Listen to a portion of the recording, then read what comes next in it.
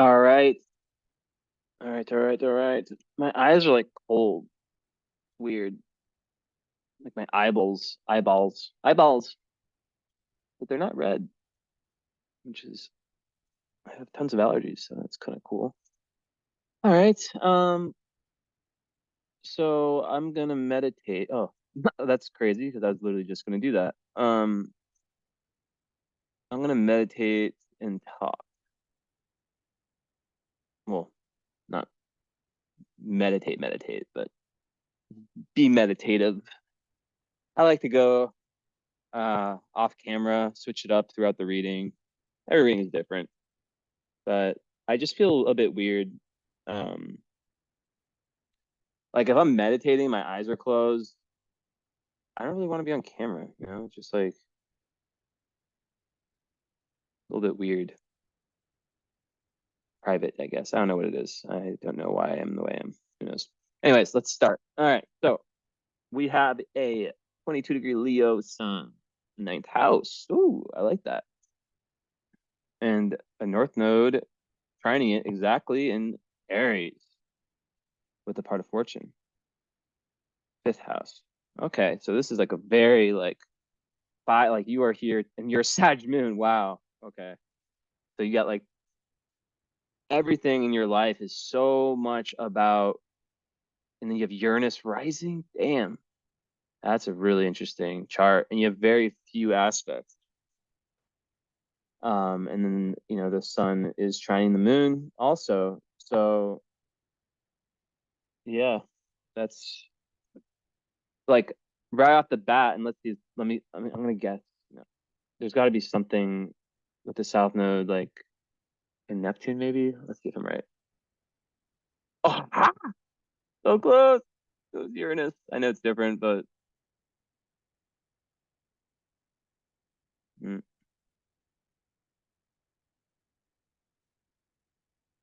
okay. Esme, what's up? You want to help me? Okay. I guess I'll turn the camera on for this part because it's the best part. Say Esme. Okay. Point. You know how to do it, Esme. Point at some or like look at the thing in the chart I'm supposed to look at. 9C. Look, Esme, look. You're staring at the Jupiter. Interesting. Thank you. I feel like you looked up at the start. Do it again. Oh, now you just stare at the Pluto. Interesting. All right. Well, that's how Esme helps me. Good job, Esme. I realize I don't have my normal camera on. Let me see if I can plug it in. The webcam of my computer just always turns on and off, on and off. So annoying. Let's see if I can actually do this. Oh, that's better. Way better. So here she is, superstar. Esme. Esme. You came here. You came to me. All right. You can see on my lap. It's fine. All right, let's get back to that. So, share screen. All right. So yeah, I mean, like this is the kind of chart I see, and I'm like, this person is here to accept praise, to accept new challenges, to really, define their independence and to have fun, to let go, you know? So the South Node on the 11th with the midheaven there, Venus ruling it in the same house. I just feel like, you know, love for Venus and Libra, it's always going to be like a big thing. Um, with Venus ruling your South Node and being in the same house, nearly conjunct it, I would think that like there'd be like a lot of like the same romantic themes. And I would definitely think that for you, it's really important to really like look at like the vibe I get is that you've allowed yourself and I don't even want to say allowed yourself like because I don't know your past, like I don't know what happened in your past life, right? I just know the theme, that the energy is pushing you towards in this life, and that's like really the opposite of codependence. Libra South Node and the 11th, both those energies, Libra and the 11th house Aquarius, it's very giving, it's very giving.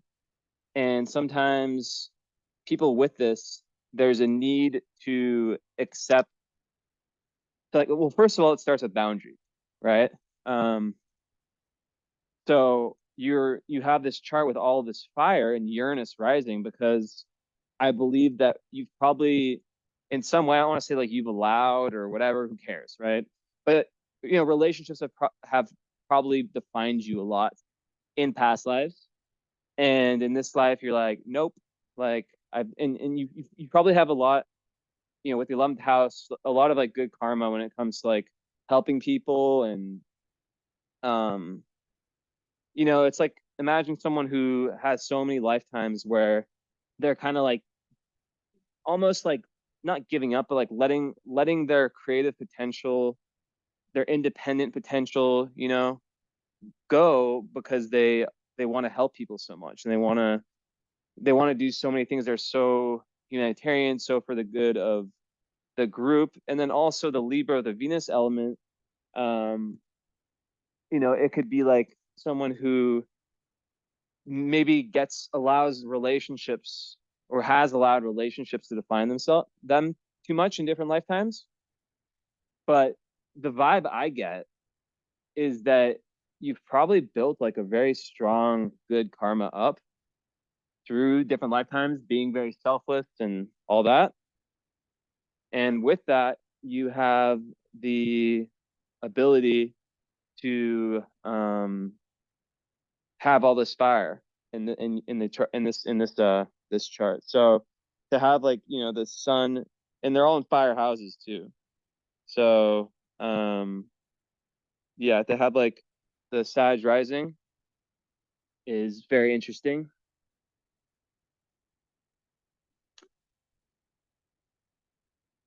And let's see. Sorry, I had to like let the cats out.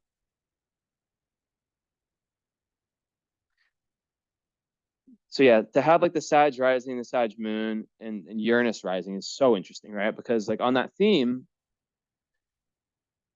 you're really here to have fun, to explore your creative side, um, to explore your independence. Yeah, I don't like to use the word sovereignty. Any word that's like used a bunch in spiritual talk, I just hide from. But yeah, I mean, I've never really said that word, have I? I have, but not that much. That's the word that came to me, like sovereignty, like in terms of you as like an independent person, right? You're here to explore, you're here to learn. You're a Sag rising. We're both Sag moons. Woot woot, best moon sign in my opinion. That's like, it's not just because I have it. I definitely don't say that about Pisces sun, but I always say Sag moons, in my opinion. Well, yeah, it's obviously my favorite, but yeah. And a Sag moon is just very interesting, and Sag rising also.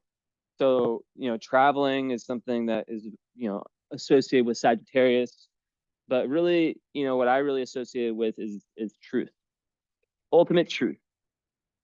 So a big part of the karma for you in this lifetime, because so your North Node, right, which is like the mountain that you have not climbed in past life that you're trying to climb, is Aries, right? So I've been talking about like Libra, which at its at its lowest manifestation, Libra can be about like codependence, right? Needing relationships to feel validated and so forth. So Aries is the opposite. So and the fact that it's going from the 11th to the 5th, that's the house of Aquarius to the house of Leo. So that speaks even further to this need to find, what it could be like creative outlets, but just like a new means of like creative self-expression in this lifetime, right? It could even be related to like, children sometimes, like a 5th house North Node. But really it's like understanding that like being selfish sometimes is not bad. Because really at the end of the day, you're not a selfish person. And there's a certain balance in the universe of giving and taking. And I believe that, you've probably been, I mean, yeah, like the astrology is saying that you've been far in the giving side. So yeah, in this lifetime, it's really like having all this fire. Fire, is the energy, go Felix, that allows us to, people who have a lot of fire are people who are here to be assertive. They're here to just do things, to take action, right? And yeah, so it's like I think that relationships and then just being like an overall good person has, because like, if you think about like, like if you think of like someone who is, I feel like everyone can think of an example of this, right? It's like someone that who is like a mother, and because they're a mother, it's kind of robbed them of any other creative potential because they've had to work so much as the mother, they've had to do so much.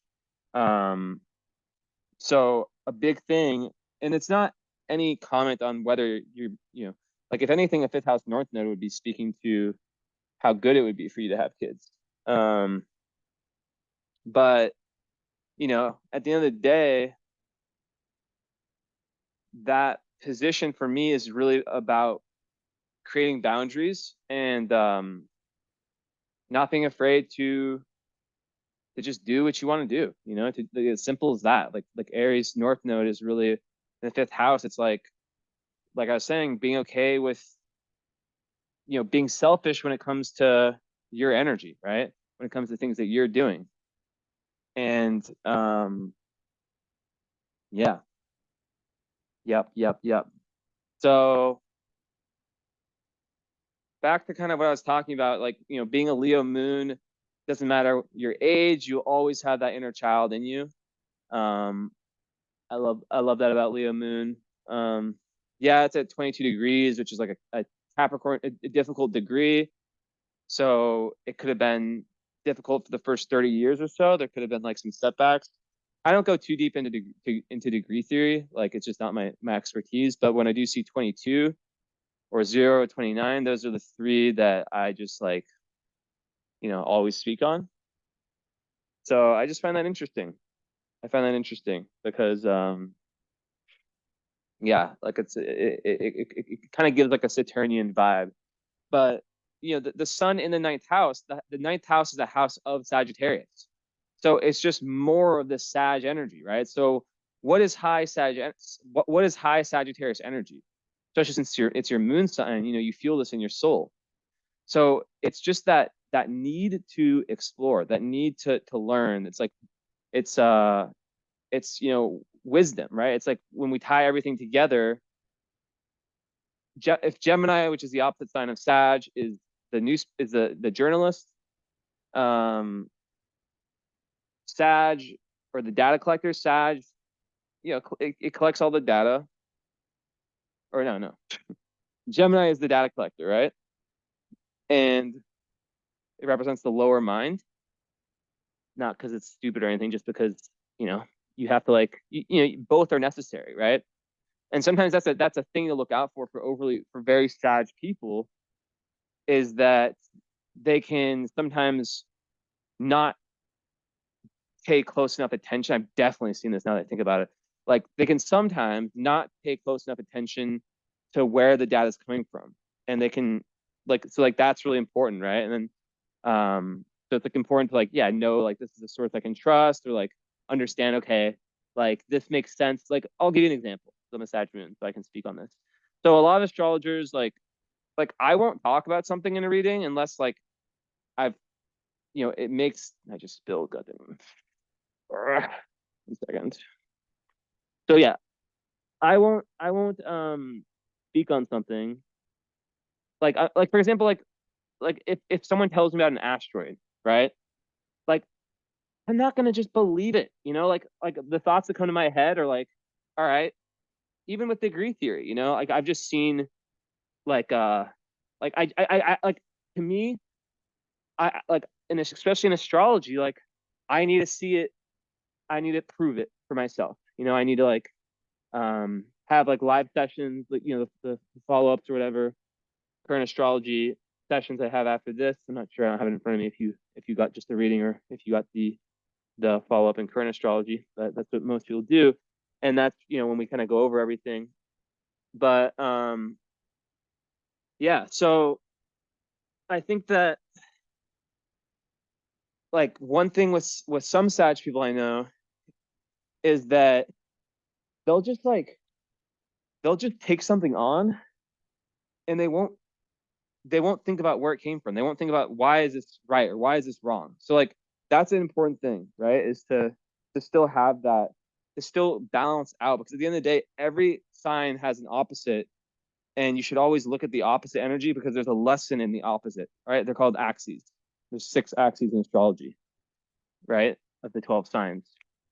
So um and when I see those as themes, like I do for Libra Aries, I talk about them, and I also say things like, like being too Aries, for example, is being too independent, and not willing to compromise at all for that lover. But I think with the Venus in Libra, which is expert in compromise, expert at seeing the good in people, that it probably with the whole fire in your chart, I would imagine it has um I don't know. I feel like it's a really strong position to have with Venus. But anyways, besides that, yeah, as I was saying, like with the Sag, yeah, it's just like it's all about the grand. Like I always talk about this, right? That we have different philosophies. Like if you're someone who just believes everything you hear from the mainstream media, from science, from whatever, right? Like you don't believe anything esoteric. You're just like very, very conditioned. Like whatever has been taught to you, you believe. You haven't doubted that someone might be trying to push something on you potentially. It just never crossed your mind because the world's such a perfect place, right? So, got a new kombucha. Pretty good. Anyways, yeah. So, basically, as I was saying, people with that approach to life, that mindset, their truth, right, which is Sagittarius ninth house, is that your personal truth, which is always evolving, right? But your truth would be way different if you had that mindset compared to if you had a mindset that's like very much like kind of like what I just described, not like doubt everything in terms of like to the point where you're cynical about it. Um, but like an open mind, but then like kind of like a built-in compass in terms of like what is true and what's not true. That's how I have kind of navigated a lot for astrology, especially, right? Like I don't know why something is true, but I just know it is, and like I'm not gonna like sit and waste time learning how to like, teach other people why it's true. Like it's either you feel it or you don't. So that's the thing with Sag, right? Is it like basically it's the ninth house, which is your sun. So what you learn, right? Your core lessons ultimately become your dharma, right? Because like these 2 examples, 2 different people I gave you, their job choice, their career choice, what they're doing for their purpose is going to be way different, right? Based on what they consider to be truth. But as a Sag, just so much Sag rising, you know, making Jupiter in Pisces rule your chart, you're a seeker of spiritual truth and of compassionate truth and of universal love and oneness. Like that's kind of the energy, right? And you're naturally a teacher as well. So I think that with this kind of arrangement, your life will be full of surprises. You know, you can just like be a very exciting person to be around. One thing about having a lot of fire though is that sometimes people with a lot of fire don't realize how much fucking fire they have. Um, and people can get jealous of that. Honestly, they can get jealous or triggered because it's like this person has so much energy, and then people who maybe struggle with that, with like sometimes people with a lot of fire can take that for granted, their ability to just self-start, their ability to just like be so passionate about things, because there's people who like lack that, and it's so hard for them to just, to literally like fire people, um it stuns them to hear, but it's like a lot of people just like cannot keep a passion. And like you have like a very fiery person, a lot of times they just so many passions, so many interests, they could just find one today, boom, I love it, I'm interested in it. So yeah. And then also with having a lot of fire, it just makes grounding really important. Looking more at your chart, you do have the air. um you've got the earth, so that's a really big part of your chart, is that big part, yeah, is that Mars in Capricorn. I love that. That's also like a very good like hustler, kind of like good for money, good for career. uh and I think that like having Mars and Capricorn in the second, it just gives one like a grind towards there. Like it definitely gives you a grounding too. That's the thing, right?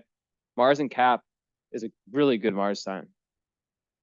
um it's probably like, I entertain this question just for fun. Like if I had to change one part of my chart, like one of my personal planets, like the big three, Venus, Mars, Mercury, and like if I had to change one, I have Mars and Venus in Aquarius, I'd probably choose, I don't know, I really love my Mars in Aquarius, but I might go like Mars in Capricorn, because it gives you such consistent, it's so like, I mean, it really, there often are like the first 30 years can have some setbacks, and but like it just like the people that I meet with that Mars and Capricorn are so determined, they can stay organized, they can really just like move in the right direction over time, even with setbacks. And like with anything in Capricorn or with Saturn, it gets a lot easier after that Saturn return.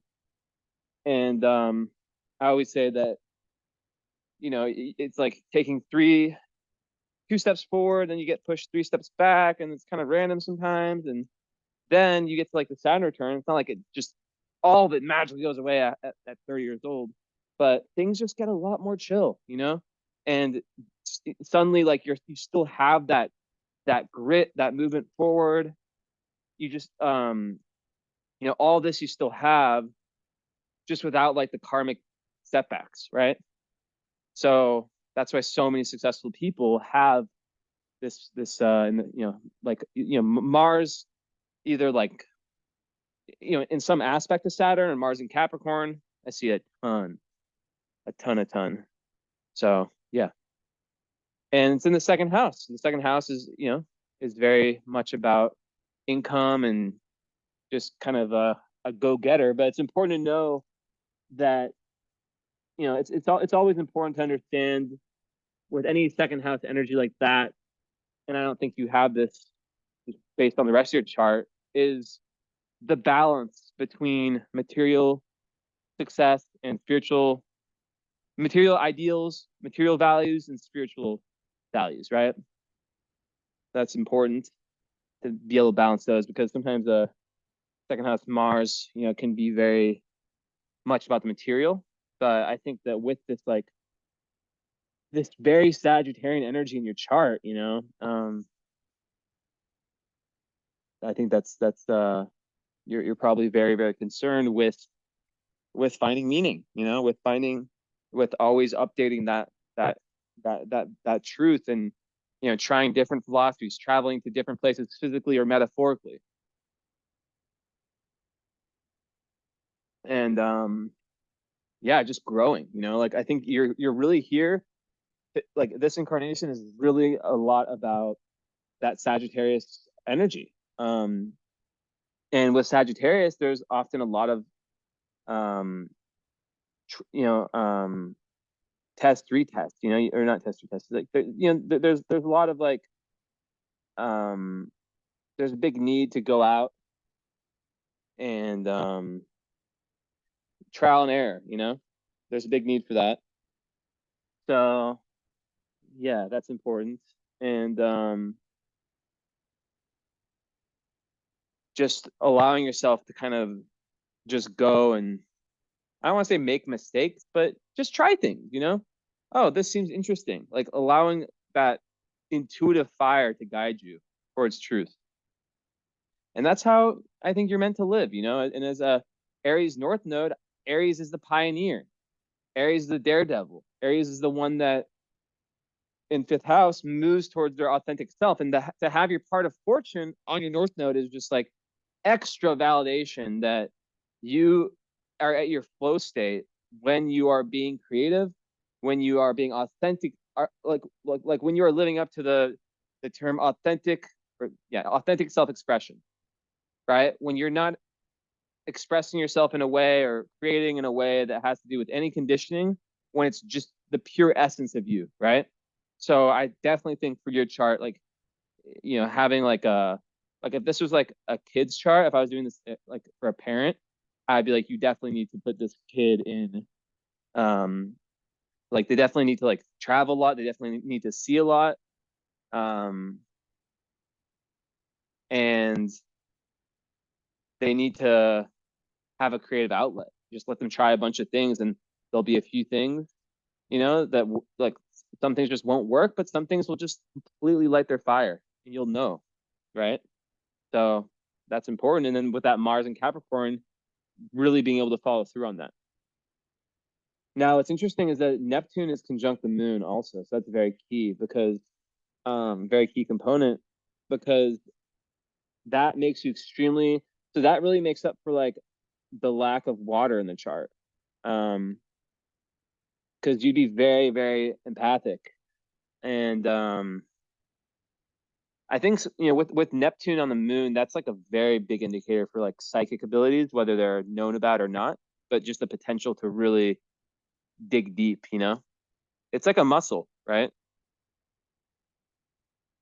If you don't, you could have like the best genes, right, for being a weightlifter or something like that, or an athlete of some sort. But if you're not interested in it, it doesn't matter. So yeah.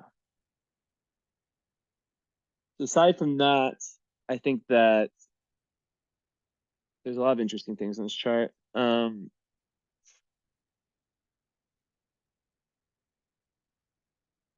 Yeah, like having a lot of fire though, it's just like don't don't like it's important to like really lean into that earth energy in your Mars and not and be able to ground yourself and not like burn like overly like take too many risks, Sometimes people with that much fire, they're just really they can be like all over the place sometimes, like with their energy. And like I was saying earlier, like not really know when they've maybe taken things a little too far. So it's just like the more you're able to, I guess, get in touch with yourself and your energy, like mindfulness is a great example, the better.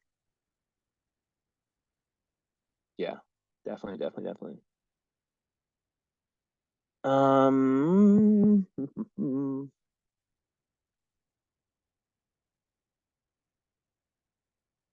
Let me look for something really quick.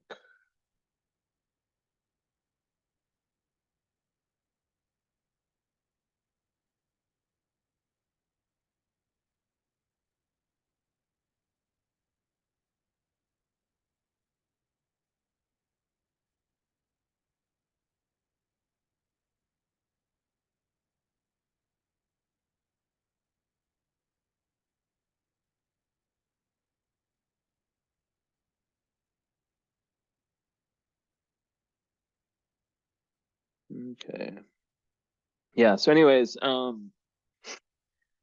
yeah, just part of Fortune and North Node together in Aries is very interesting.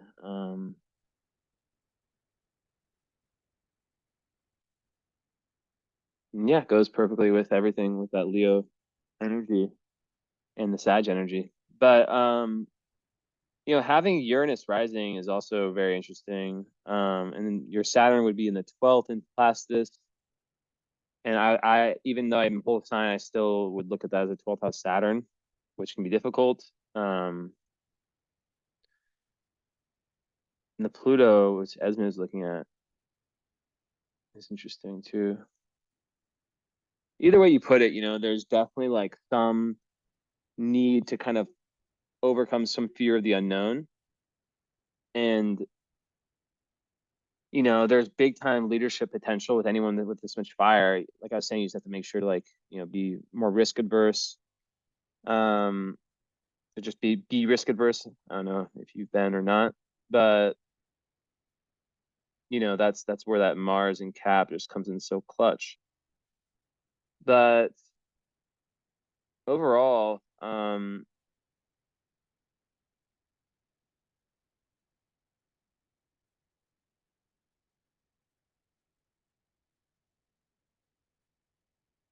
yeah, it's just like I was saying, like Uranus rising, Sag rising, with Uranus rising is so interesting because it's just, Uranus is on the ascendant and Neptune's on the moon. So you're very, very connected to alternative realities, alternative ways of seeing the world. It kind of makes your rising like a Sag / Aquarius.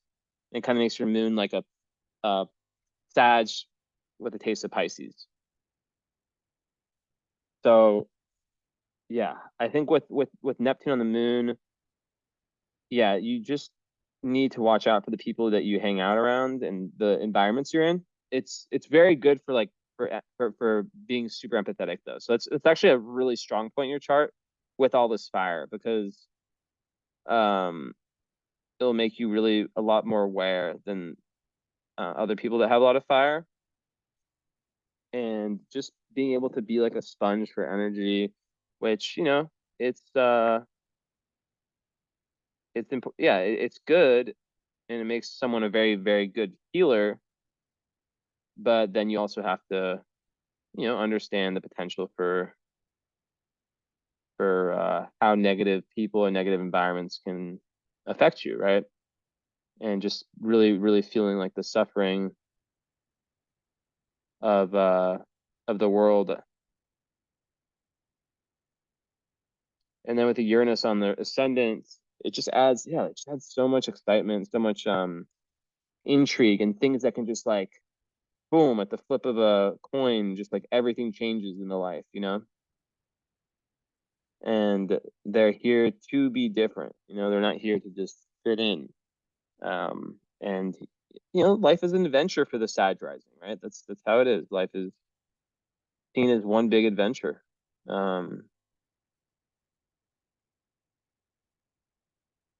And then the moon right there, just very, very, just lines up so nicely.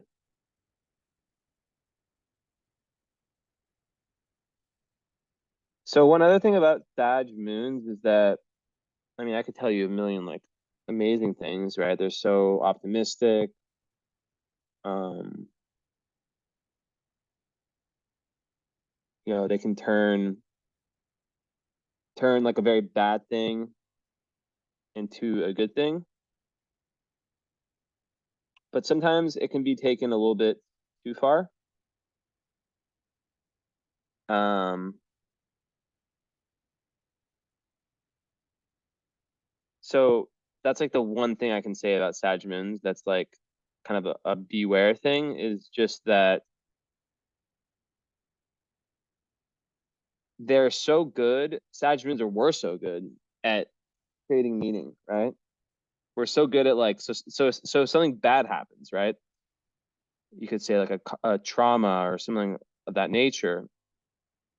Sometimes Sag moons will, instead of like feeling the energy, feeling the emotion, sometimes they will prefer to not feel that and to instantly go into that creation of meaning. And it's not always best. It's not always best.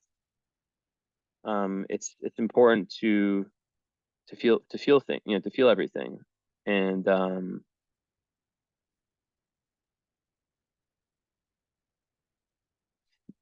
like, yeah, like there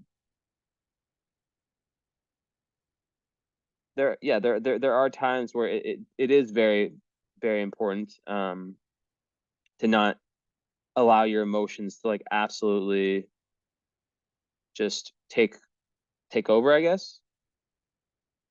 But there's other times where it's just as important to do the opposite.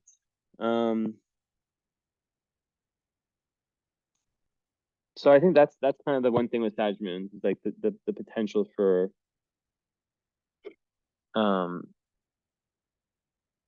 for just like being too quick to kind of like this, well, I learned this about this experience and not face the pain potentially.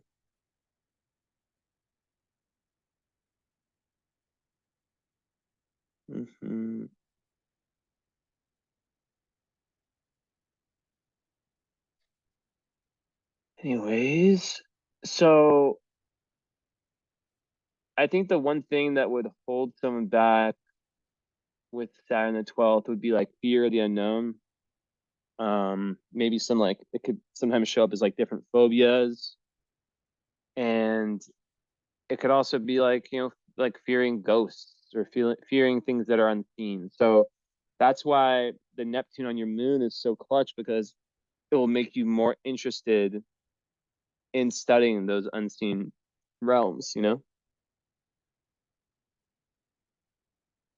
But one thing I always say to the 12th house Saturn people, and I think having so much fire would kind of prevent this, is it's just important to laugh. It's just important to laugh and not take things so seriously.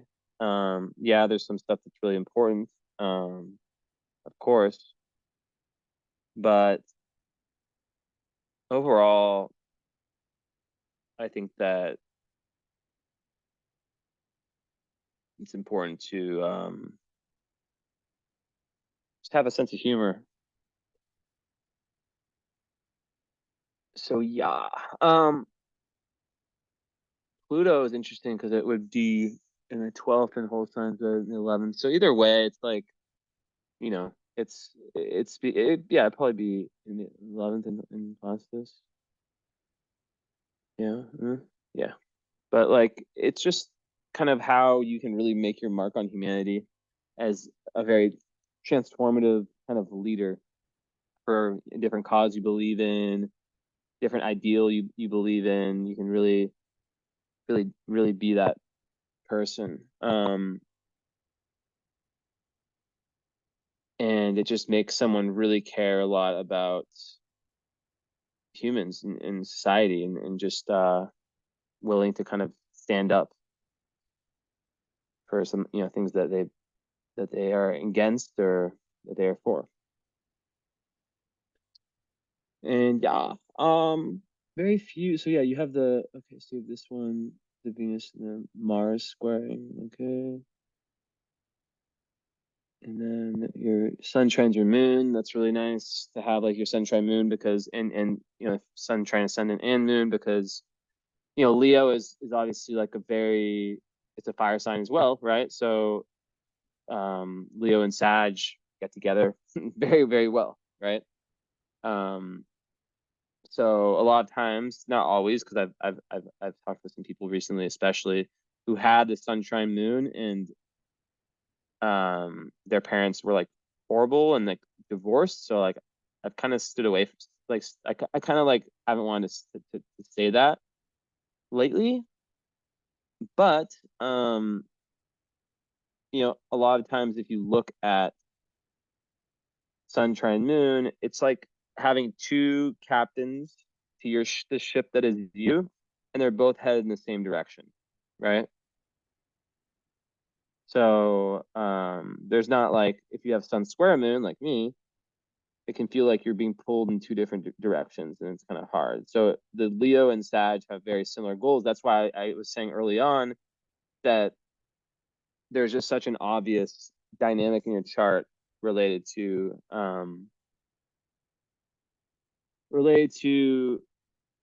just discovery.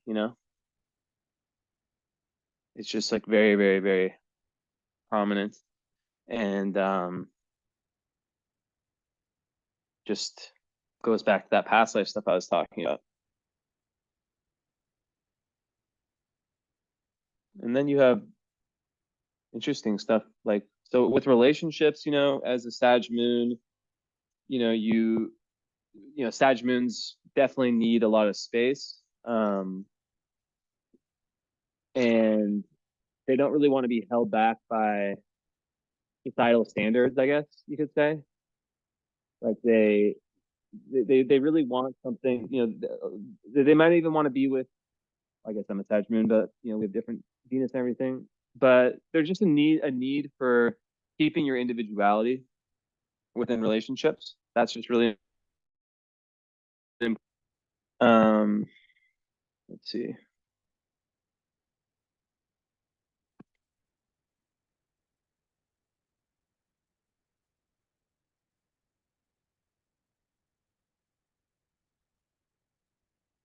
All right.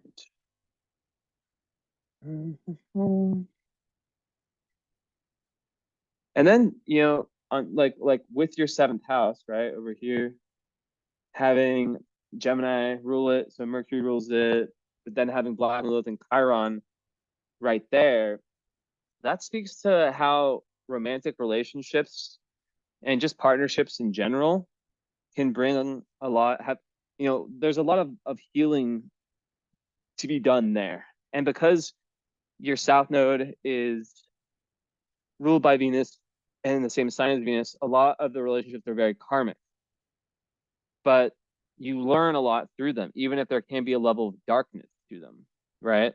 And I think one thing with the, with this whole everything I see in the chart. Okay, so everything I see in the chart is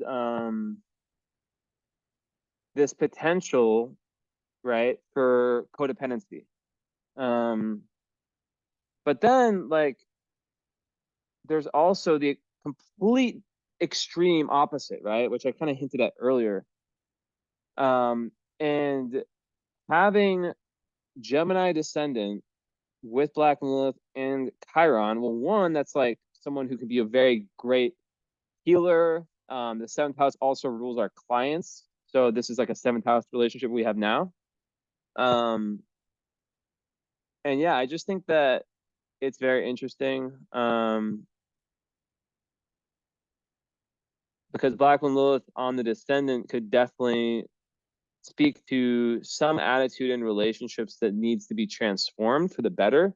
And Gemini as a sign is very much kind of erratic and changeable. Like it can get bored very easily. But if we connect this, so this is what's really interesting, right? And so many of my clients have their Chiron and Gemini. Wonder why? Well, they're very intuitive people. They're people who are special, and they often have ideas in their head, right? Like astrology, right? It's not widely accepted. So they have ideas in their head that kind of get shut down early on, right? So it's difficult.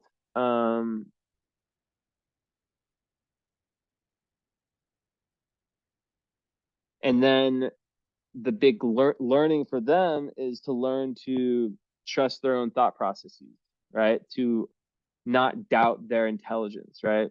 To not doubt their level of intelligence, to not doubt their way of thinking. Because a lot of times, like early on, they were told that something about it was wrong. But I think with that Neptune conjunct Moon, that also gives one the ability to just feel so much, whether it's animals, whether it's like just that deeper level of intuition and compassion for the world and for suffering, especially, right? That they, could have a very different experience. And your moon's also, on the galactic center in the close to the galactic center. So you're really this like this well of cosmic information. So the more you were to meditate, for example, or do anything that's like creative, spiritual, like the better, right?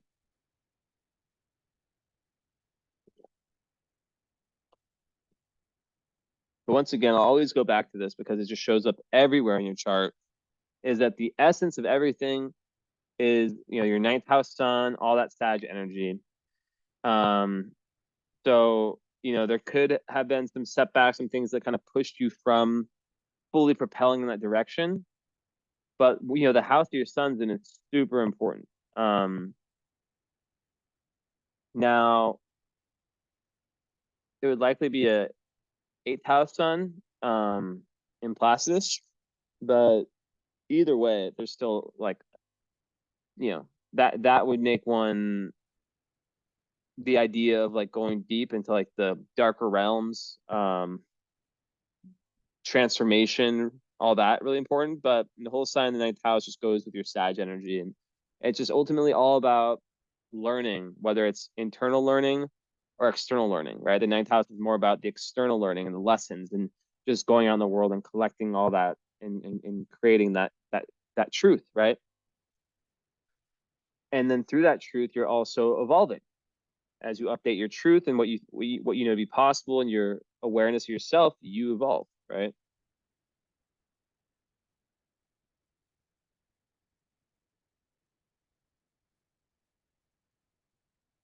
So yeah, back to kind of the love stuff. I kind of got derailed there. Having Juno and Sag here, I think that speaks to like conjunct your Saturn, someone who can help you, someone who's fun, someone who can be like maybe it's someone from a different culture, someone who can shake things up, who's not like someone who can kind of maybe really be, yeah, a partner that helps you enjoy life. Is conjunct Saturn, so there could be that element of someone who is very grounding as well, right?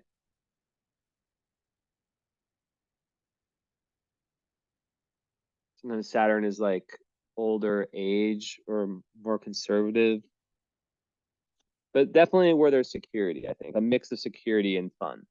And then with Libra, that's just like, that's the dignity position of Venus, right? So I was saying earlier, one of the best things about Venus and Libra is they're just great at being lovers, and very seldom do I see, a lot of Venus and Libra people who just, a lot of them have like are in relationships a lot, very often. So it's nice for that.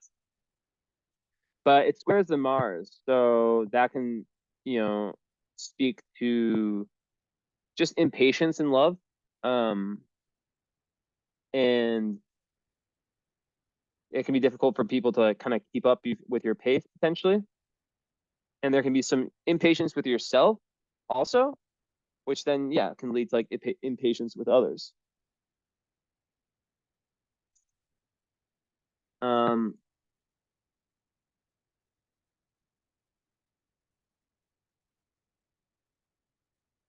but overall, the Jupiter in the fourth house is just really beautiful too, because and yeah, it'd be third house and in the other system in Placidus. But either way, like the fourth house Jupiter speaks to the ability to really during tough times to be able to kind of just have this well of optimism.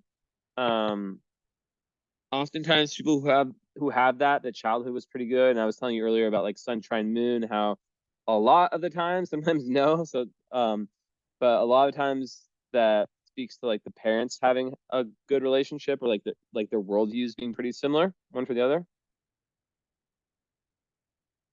And yeah,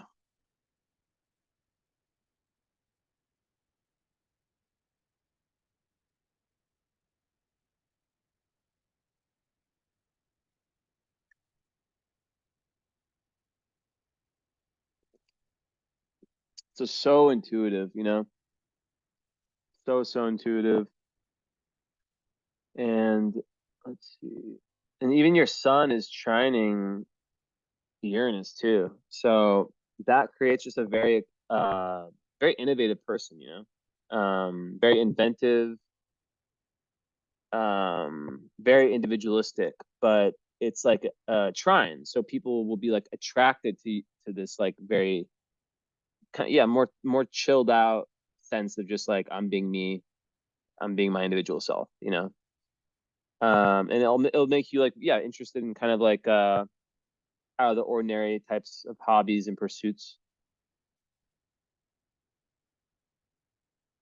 Oh, and then nice, a really good one for intelligence is Venus trine Saturn. That's good for like just planning and common sense, and like your Mercury is in Leo, so that would make someone very enthusiastic in terms of their quest for knowledge. Sometimes they can speak like in a very like Leo way, um, with lots of color and lots of yeah, very animated speaker, and someone who's very proud of what they've learned, like, and also like likes they like people with that. I feel like on a high vibe, they like learning to be fun, like they want it to be fun. Like for me, I don't have Mercury in Leo, but I'm a Leo rising, and I'm a Sag moon, right? And I am all about teaching myself things. Like I don't really like to be taught things unless like I ask, like unless it's like someone like that I like seek out. I'm like, I need to learn from you, then it's different. But that's still part of that learning journey, and that's like what I kind of think it is for Sag, right? So I'll go back to love stuff in a sec. I'm kind of just making my rounds here. Um, and yeah, and then the Mars is unaspected. So the Mars you can really take over. You can really be like, so you really like, I think like Mars is in Earth, but it's unaspected. So it's like there is a need to kind of make sure to check yourself at different times that you're not going over the top. Um, and yeah, just very dynamic. So yeah, back to the love stuff. At the end of the day, like let's look big picture your chart. You're here to be free. You're here to explore the fire element. You've earned this. So you can just think, okay, what kind of partner would not be good for that, right? Someone who holds you back, someone who whatever, because of whatever issue they have, requires, you to kind of mother them in a way, right? And you definitely, I think, would do better. And I know that a lot of people that I give readings are married. I just still say this. I still treat every reading like it's like, like if it's 20, 25, 30, 35, 40, 45 years old, like I like to read them the same. Someone was just messaging me, a client, about like the beauty of like me having never having met her, knowing nothing about her, and just saying the things I see in the chart. And there is a lot of beauty in that. And I think there's a lot of synchronicity too. So yeah, basically, like, obviously you're on this big quest, so you need someone who's open-minded. Uh, I always say this because I have a lot of female clients, majority. So I always say, like, if and obviously I don't know if they're heterosexual or not. So I never really, I try not to like assume that, right? But like if you are, there's not a lot of men that are spiritual in today's world, right? So it's not necessarily about that, but you like, I know tons of people, women who have husbands or serious boyfriends who aren't necessarily spiritual, but they don't like create a negative energy around their spiritual pursuits, right? Maybe they kind of like it in the back of their head. Maybe it reminds them of their mom or something like that.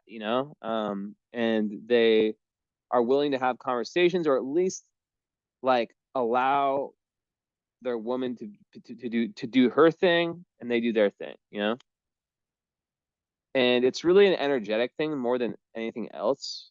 Because you could honestly, like, if you think about it, you could be with someone who's very spiritual, who holds you back in that way.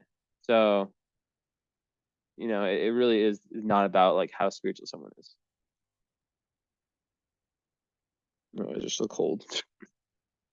um so yeah, and like I said, as a Sag moon, just so much attraction to traveling and foreign cultures that and it's a first house moon too, it's going to make emotional expression very important. So you if I would not be surprised if you were some kind of teacher, or like if you have like really good abilities to teach and teach people different things. With that Jupiter there, that all that Sag energy pours into in Pisces, the great Jupiter. And I believe that within yourself is so much knowledge. We always, and this is very important too. This is a really key point, the whole reading, that we always feel like with Sagittarius also that everything is like external, that we have to like go out and find all this wisdom, all this knowledge, all that, blah, blah. Well, it doesn't have to be, a lot of it can just be found through meditation and through journaling and through realizations. Being in a high vibration, you can understand a lot of things on a deeper level. So especially with what you have in your chart, you have the ability to really like have like downloads come to you, right? And to just like have intuitive flashes and realizations that change your life instantly.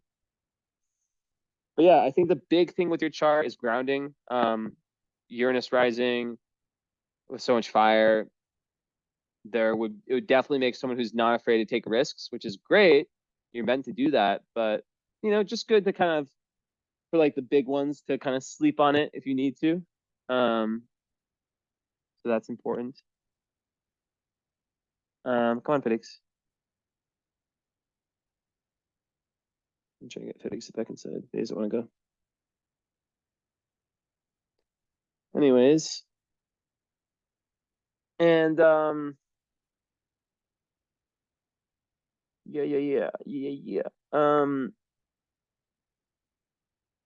But like kind of flipping different direction on this.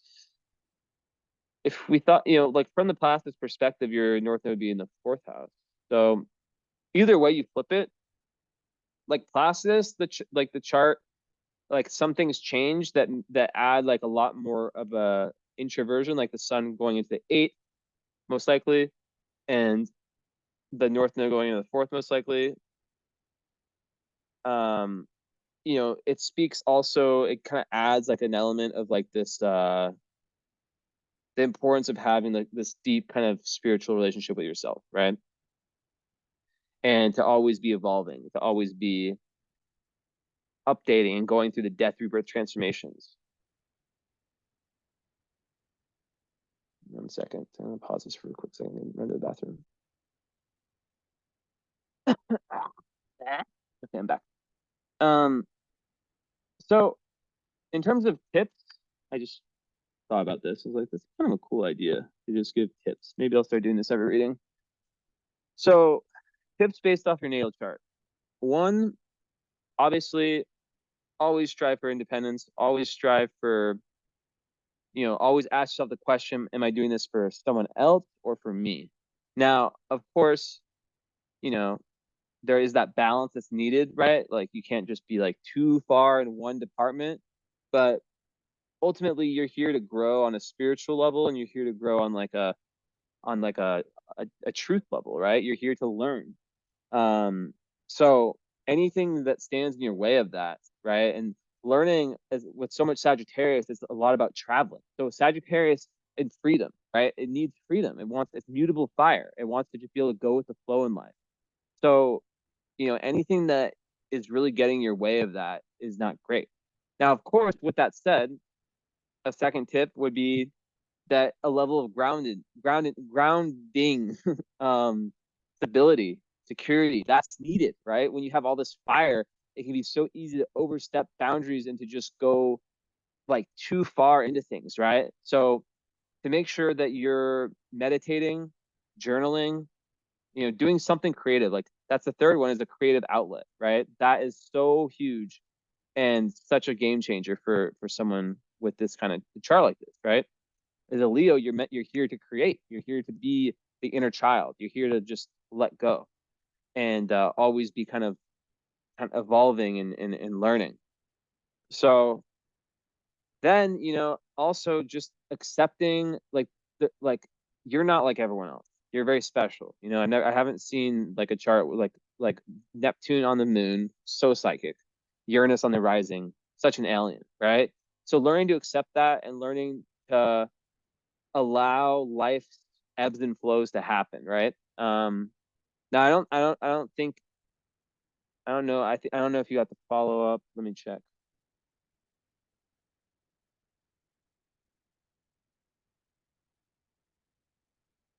So I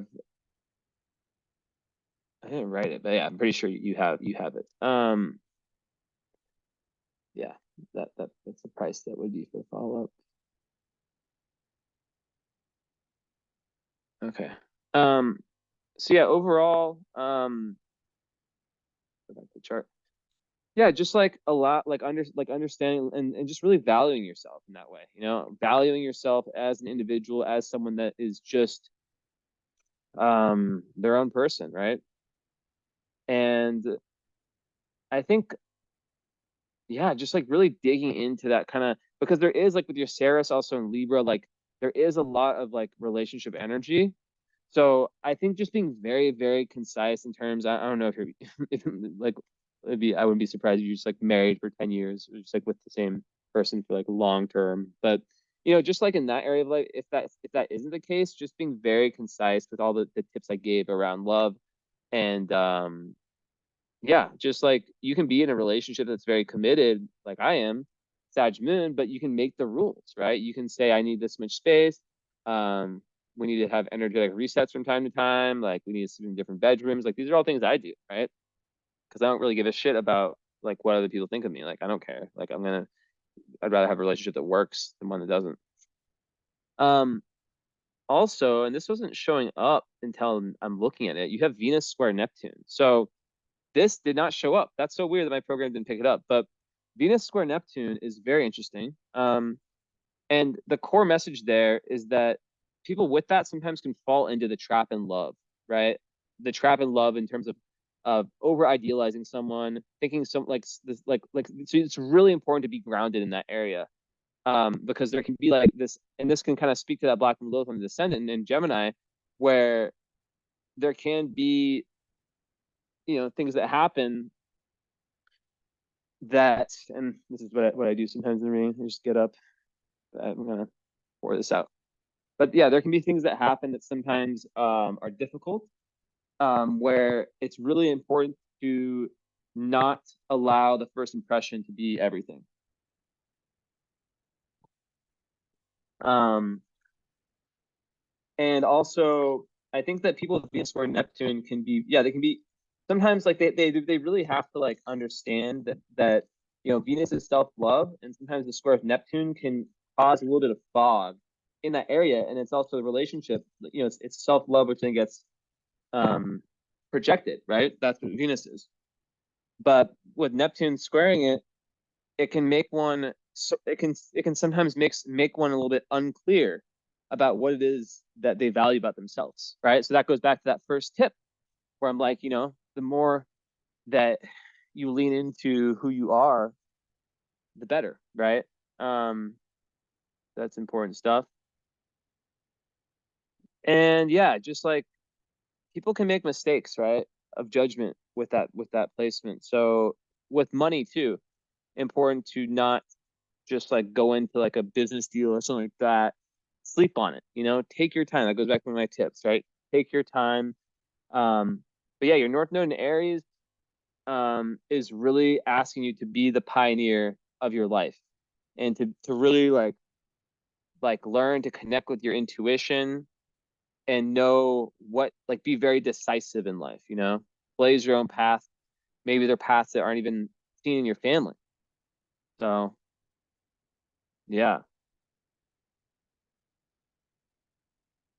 vertex in the eighth house and 29-degree Cancer. So you know, it could be through like very intense emotional um and yeah, very intense transformational emotional events that lead you to higher awareness. And the more you can get into esoteric, anything esoteric, the better.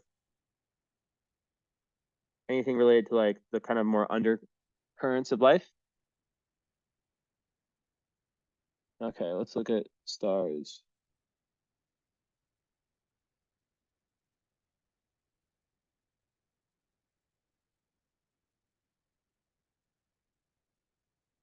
Yeah, so Sappho on your moon, that just like speaks even more to like this aesthetic, appreciation, and like very good for like anything literary. Because if your placements, your Jupiter's in the third, which makes you very good at expanding through your communication. But also it's about sexual interest and pleasure, and also like creative artistic endeavors. So um, and there's also a link to money, right? Let me see if I can find anything here.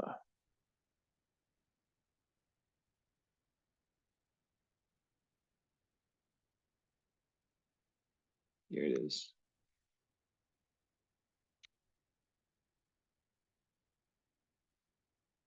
Yeah, so it's really good for like talent for the arts, and with words, very poetic.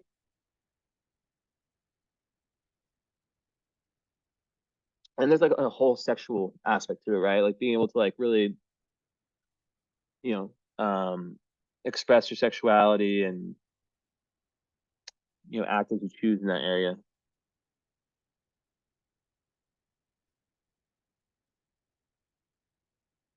So it can make one like very like, very able to captivate others, like seduce others, right? So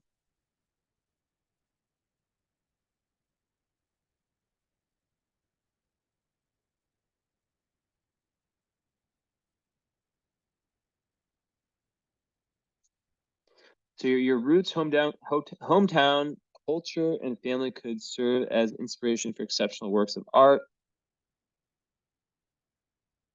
Your artwork could motivate others to consider their own upbringings and clarify what actual safety means to them.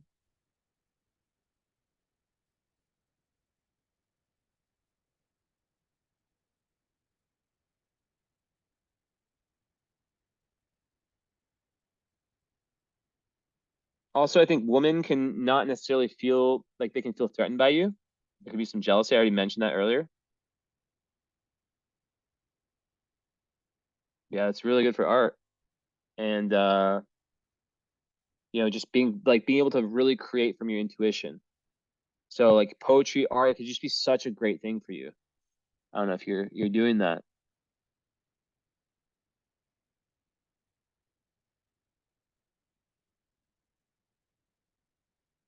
Your ascendant's just outside the orbs of Antares. A good thing that Saturn is too. But you got the Uranus rising, and you got lust conjunct Uranus. So I don't know what lust and Uranus do, but lust is pretty close to the ascendant. I mean, yeah, that is literally like, and I have no idea what you look like. I know nothing about you, just so you know. Like I never have seen a photo of you. I don't look. I don't want to know. I want to just give like the most objective thing. But that's typically like very like what I would call like the sexy asteroid. If Aphrodite is beauty, lust is sexiness. But it's on your Uranus. It's kind of far from your ascendant, but I don't know. All right. Okay, Felix, what are you doing?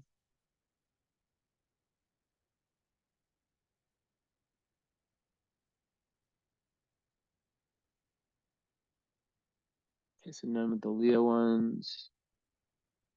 And then yeah, having like Ceres conjunct the midheaven, you could be someone who really cares for others, and midheaven and Libra really like wanting to like, you know, blaze trails that have like lots of beauty. So it could be like, an artist, or someone who just like wants to like they also wants to like just balance energy, so it could be like a therapist, also someone, a business person, a lawyer. There's so much like, like Libra is that. And it's air, so it could be changeable. But it's, leadership energy for sure too.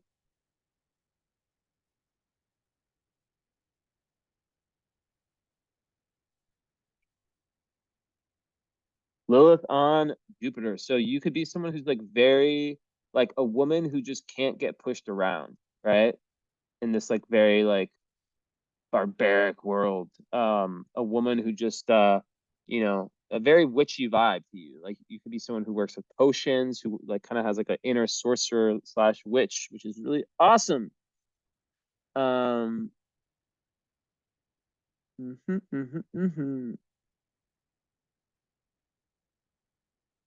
you have a wealth star on the descendant, so you could be someone who marries someone with means, but I think that the stars on the descendant also can just speak to you succeeding a lot at, it could be at the stage of life you're in right now.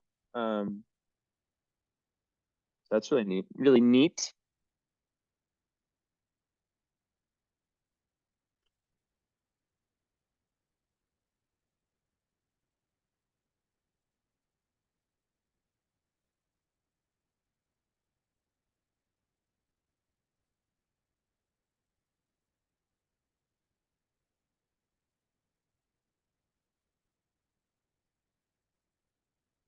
All right.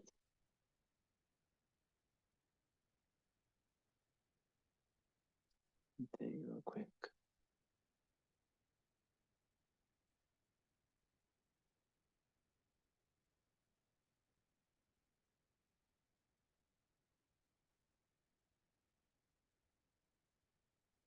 I always want to know what Jupiter gives.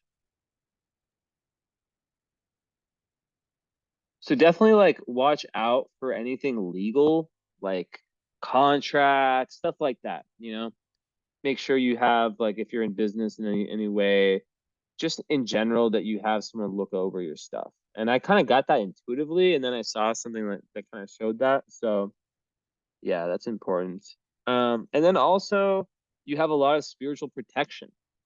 So when you're headed in that kind of inward journey, you know, like meditation, for example, you'd have like amazing dream life, amazing meditation life. So that's my last tip, is that I would definitely, like, even though you have all this fire, I would make sure that you have time alone to really like dive into the temple of yourself. I don't know. Was that cheesy? Um, but you get what I'm saying. That's important stuff.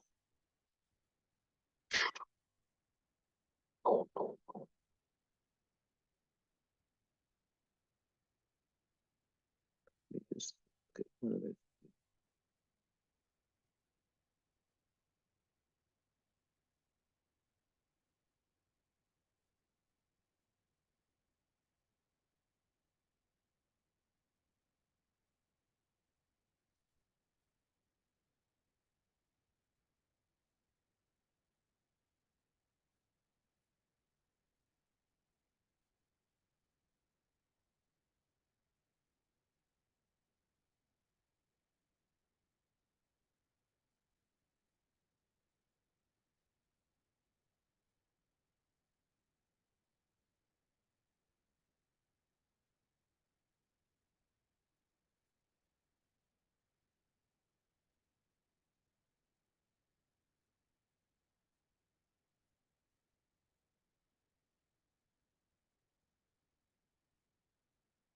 What is this?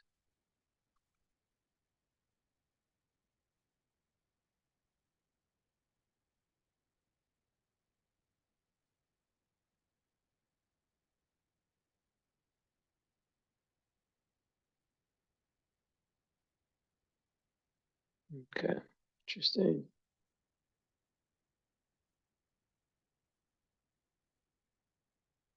Wait, what's this? So yeah, also like you have like Atlantis and Apollo on your Mercury, so like there could be like a lot of like connection to Atlantis, and then also Apollo is like creative manifestation. So someone who can really like has like this great healing powers, ability to create harmony through how you communicate, and really manifest. So really like you can really truly speak things into existence. That's so cool. And then I just wanted to look at um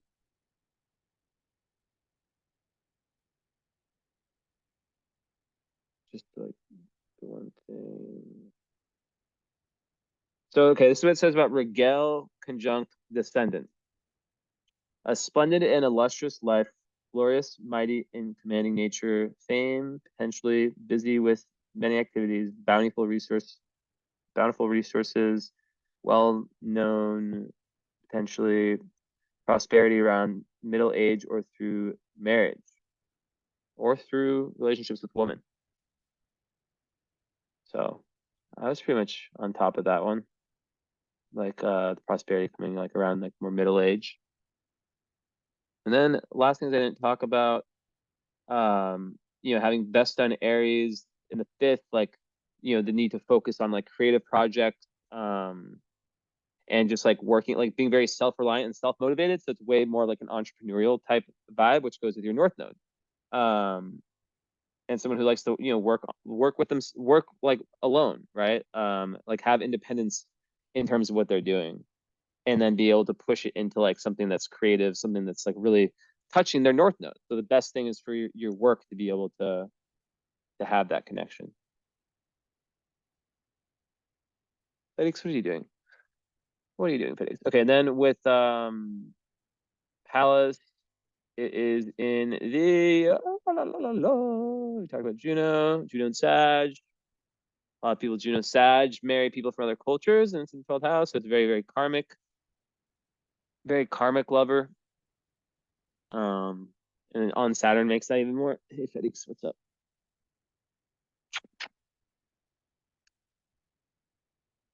Go run, little kid. Okay, where is this? Where is this? Where is this?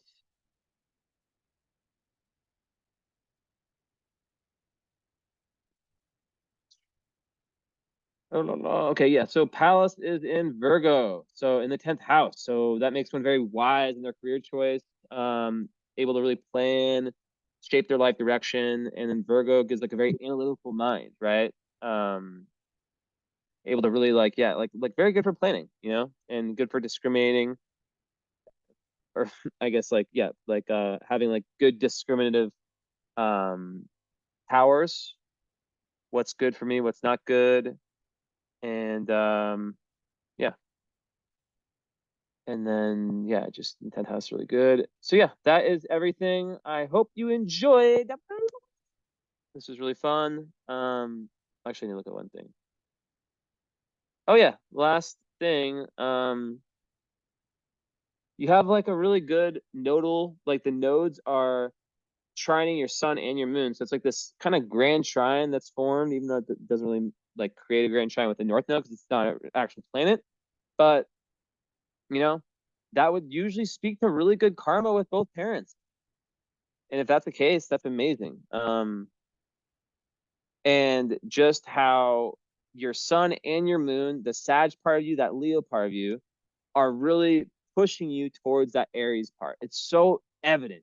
If you knew what I was looking at, I mean, it's just like it's so obvious that the karma in this lifetime is to really explore and to have that fire element. And yeah, so I hope you enjoyed this.